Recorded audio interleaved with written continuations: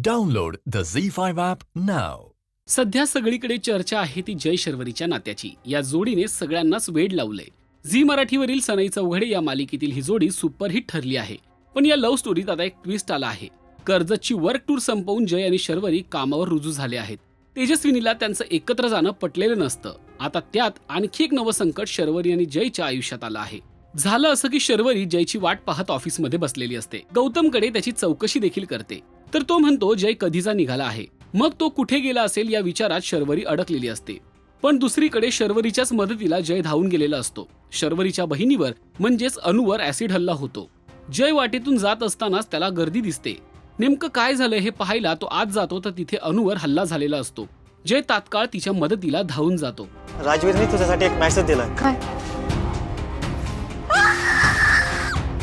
गौतम, जय sir नाही आले बरोबर? घरातून तर कधीच निघाला होता. पण अजून कसा नाही आला हा?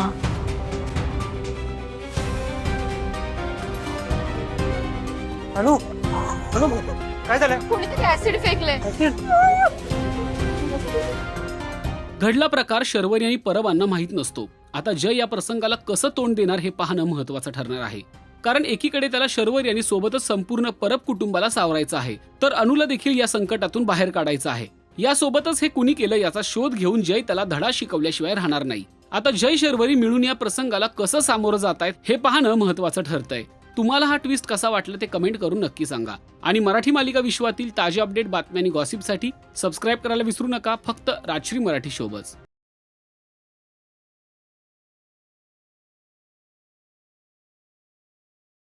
Download the Z5 app now.